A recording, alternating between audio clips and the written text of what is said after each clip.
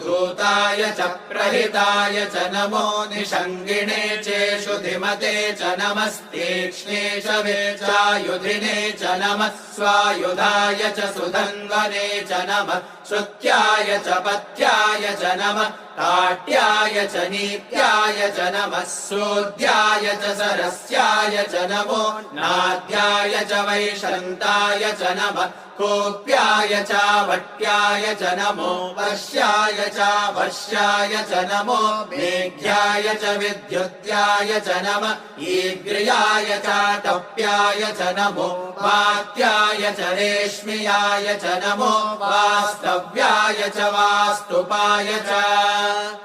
ॐ